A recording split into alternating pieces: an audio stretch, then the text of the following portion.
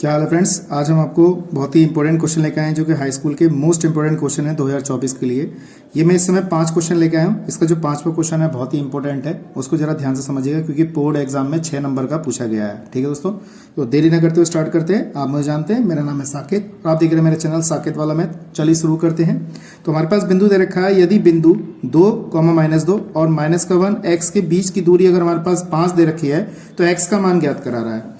तो हमारे पास अगर फॉर्मूला होता है दो बिंदु के बीच की दूरी का, अगर आपको याद हो अच्छे तरीके से, तो d बराबर अंडर में x1 माइनस x2 का whole square plus y1 minus y2 का होल स्क्वायर होता है।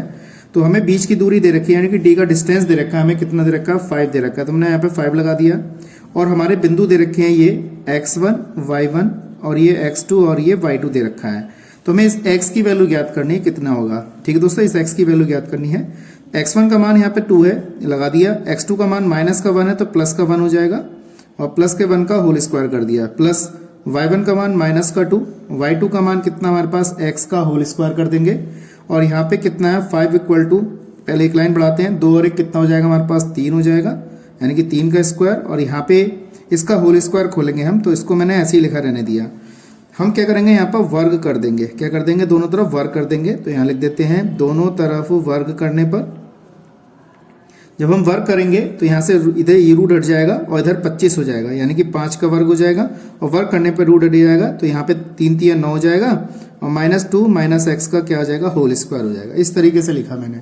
उसके बाद हमने क्या किया, ये 25 हो गया और ये माइनस का 9 इधर लेके गए, -2 और माइनस के x का होल स्क्वायर, इस तरीके से लिखा। तो ये हो जाएगा 16 -2 माइनस x का होल स्क्वायर। जब मैं स्क्वायर हटाऊंगा तो इधर जाके ये प्लस माइनस के 4 में टूट जाएगा और -2 माइनस का 1 हो जाएगा। तो एक बार हम प्लस चिन्ह पकड़ेंगे तो और एक बार क्या पकड़ेंगे, माइनस का चिन्ह पकड़ेंगे। तो हमने प्लस का चिन्ह पकड़ा तो प्लस के 4 बराबर माइनस का 2 माइनस x होगा, तो 4 प्लस का 2 बराबर माइनस x हो जाएगा। तो x बराबर माइनस का 6, एक बिंदु तो हमारा माइनस का 6 आया। माइनस का पकड़ेंगे तो माइनस का 4 माइनस का 2 और माइनस का x रहेगा। -4 ये इधर जाएगा तो प्लस का हो जाएगा, माइनस का x रहेगा। माइनस के 2 बराबर माइनस का x, तो x बराबर चिन्ह कैंसिल हो गया तो x बराबर कितना आ गया 2। तो हमारे पास इसका x का मान जो एक्यूरेट आया वो ये आया प्लस का 2, क्योंकि ये माइनस का, तो दूरी कभी माइनस में नहीं होती, ये बात ध्यान रखिएगा। ठीक है दोस्तों, तो हमारा आंसर क्या रहेगा, x बराबर 2 रहेगा। ठीक, इसी क्रम में अगला प्रश्न हमारे पास है। अगला प्रश्न क्या कह रहा है, ये कह रहा है बिंदु a जो दे रखा है -2,8। तो इस टाइप से हमारे पास कोई बिंदु दे रखे हैं, ये a है और ये क्या दे रखा है, b दे रखा है। इसके बिंदु जो दे रखे हैं 2, -8 दिए हैं, इसके बिंदु 2, -6, -4 दिए हैं। कह रहा है रेखाखंड के मध्य बिंदु बताइए, ये वाला मध्य बिंदु बताना है। तो मध्य बिंदु का जो फॉर्मूला होता है हमारे पास मध्य बिंदु का, एक होता है x बराबर x1 प्लस x2 अपॉन में 2 और y बराबर होता है y1 प्लस y2 अपॉन में 2 होता है। तो ये हमारा x1 है, ये y1, ये x2 और ये y2 हो जाएगा। तो x1 का मान माइनस का 2 है और x2 का मान माइनस का 6, तो यहाँ पे माइनस का 6 लिखा अपॉन में 2। x बराबर माइनस का 2 और माइनस का 6 बटे में 2, माइनस के 8 बटे में 2, तो ये हो जाएगा कैंसिल। तो 4 बार गया तो माइनस के 4 आ गया। तो y का मान निकाल लेते हैं। तो y बराबर कितना, y1 का मान कितना भाई 8 है, y2 का मान -4, तो माइनस के 4 लगा दिए, बटे में 2 हो जाएगा। तो यहाँ पे कितना होगा 4 बटे 2 और ये 2 दूनी 4, तो हमारा 2 आ गया। तो बिंदु कितने आ गए हमारे पास, बिंदु x, y करके लगाए जाते हैं, तो यहाँ पे लिखा जाएगा तो -4, 2, तो ये हमारे बिंदु आ गए। ठीक, मैं समझता हूँ दोनों क्वेश्चन आपको अच्छी तरह समझ में आए होंगे क्योंकि पेपर में इसी टाइप के क्वेश्चन आते हैं, ध्यान से समझिएगा। अगला है, ये कह रहा है बिंदु 4, 5, 7, 6 और 6, 3 सररेखीय हैं। तो इस सवाल को हम 2 तरीके से कर सकते हैं। एक तो हमारे त्रिभुज का, जिसके त्रिभुज के शीर्ष दे रखे हों x1 y1 x2 y2 x3 y3, उसके माध्यम से इसको हल कर सकते हैं।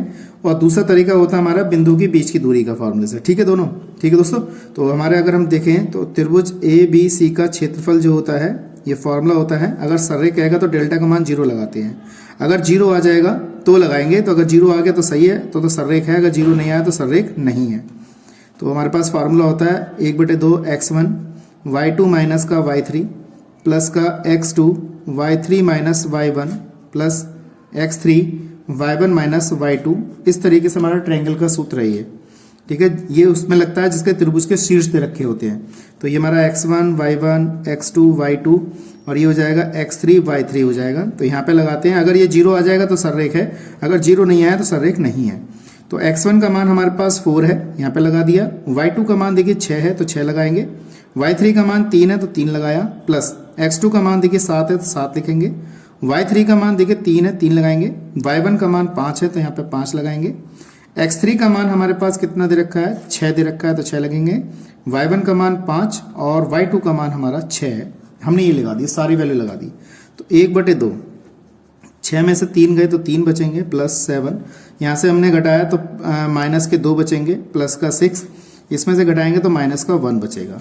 तो 1/2, 4 तिया 12, 7 दूनी 14 हो जाएगा माइनस का, और माइनस के 6 हो जाएंगे। ठीक है, हमारे पास क्या बचा, 1/2 बचेगा 12। ये माइनस का है, ये भी माइनस का है, तो ये कितने हो गए दोस्तों, माइनस का 20 हो गया। ठीक है, और हमारे पास क्या बचा, 1/2, इसमें से घटाएंगे तो हमारे पास कितना बचेगा दोस्तों, यहाँ पर 8 बचेगा। ठीक है, अब ये कैंसिल हो गया, जबकि हमें 0 आना था, लेकिन यहाँ 0 नहीं आ रहा है। यहाँ पे हम कितना बच रहा है, माइनस के 4 बच रहा है, इसलिए ये सररेख नहीं है। कह देंगे सररेख नहीं है।